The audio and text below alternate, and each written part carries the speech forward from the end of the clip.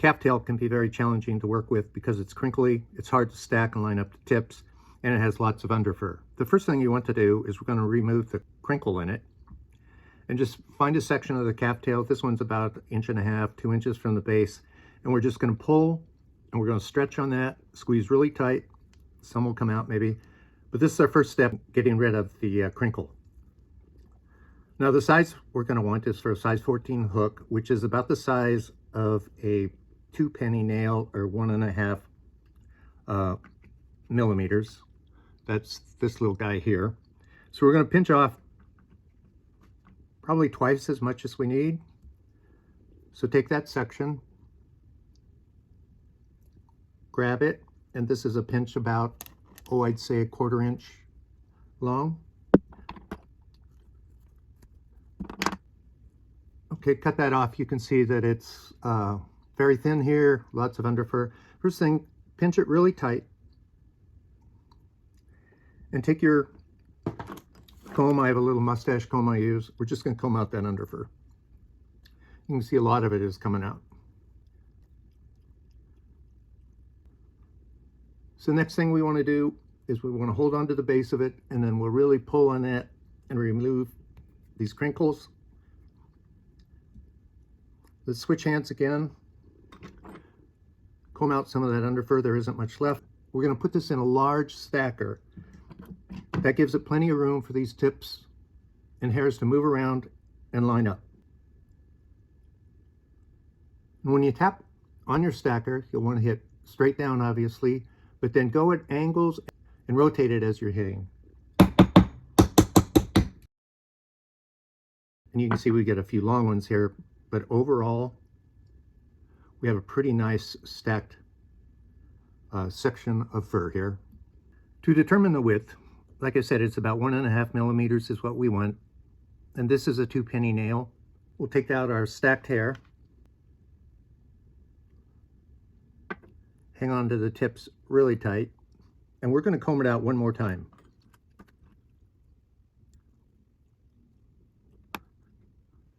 Let's just see if we got the right width here. And we're going to take a couple wraps around the hook shank. Let's see where we're at.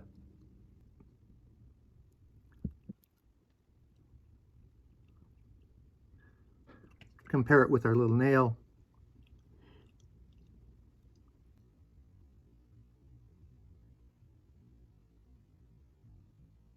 That actually looks pretty good. Our tips are no longer lined up after fiddling with it, so we can pull on these one more time, and we'll put them back in our hair stacker. You can see we've got some nice lined up tips now.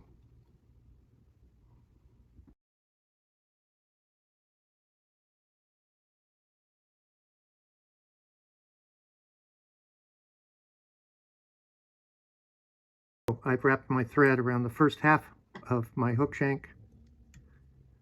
I want to mount this about an eyelet and a half behind the hook shank, so after I get my post off, I'll have about a distance of an eye. So we want this to be a little bit longer than the hook shank, because when we bend it up, it will shorten it a little bit. So let's go right there.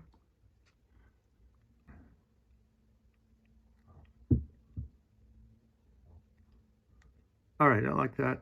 And we'll just really crank it down.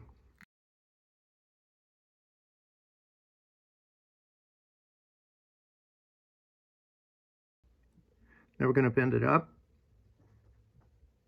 Put some threads in front of it.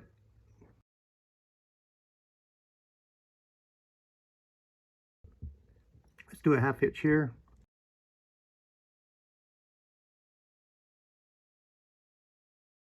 We want to go up about 3 millimeters.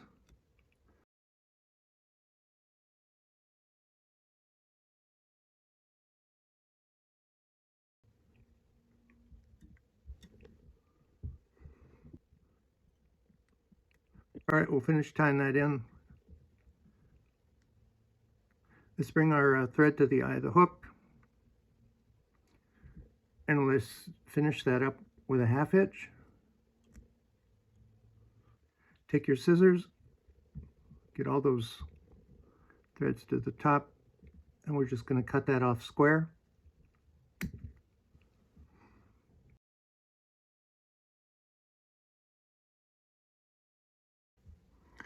And let's just get rid of this guy. Now you saw how easy that comes out. So some super glue. We're just going to soak that so the arrows stay in there while we're fishing. Makes for a stronger post.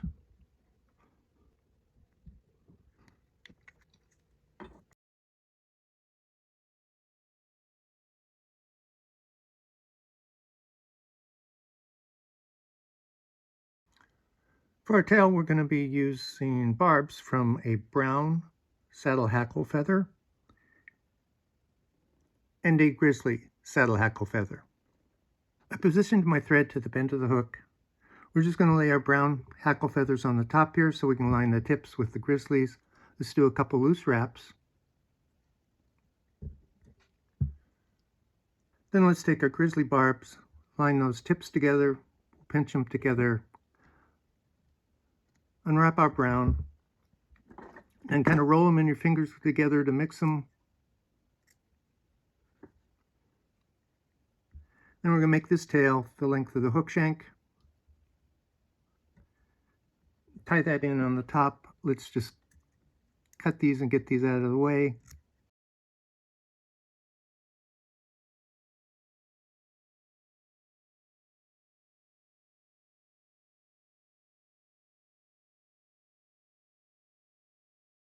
Let's take our dry fly dubbing, and we want to make a tapered body from our tail up to our post, to the eye, and then back with our thread ending right at the post.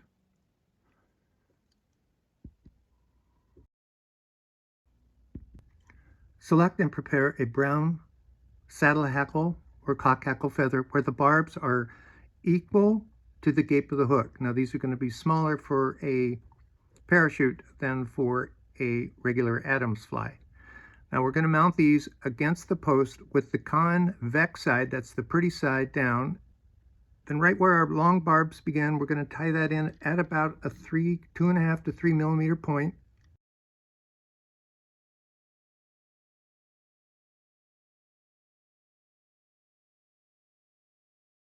Select and prepare a grizzly hackle in the same manner, and we're going to mount this again,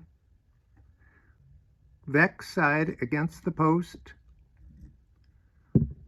right next to our brown.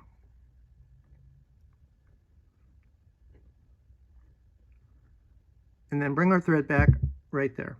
Take our pair of feathers and we're going to bend them out from the post. And this way the concave side will be facing down, which is the strongest for this parachute. I'm going to wrap these around, and as you wrap them, make sure they stay together.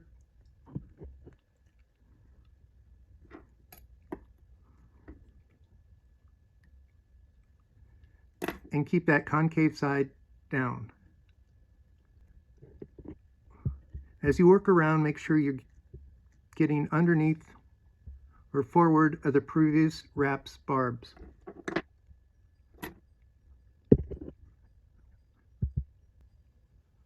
Okay, we've got 3 wraps on these, and then take our thread, work it around the above the eye, above the fly, below the hackle. Go in with the pointer scissors. We're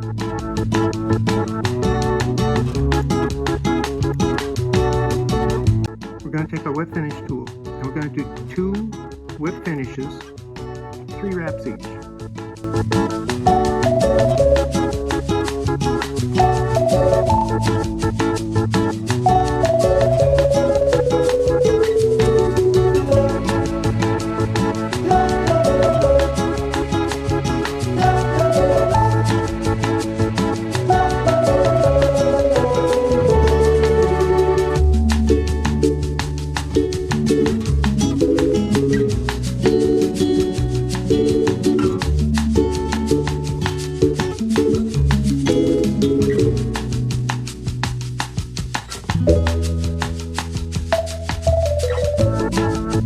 it.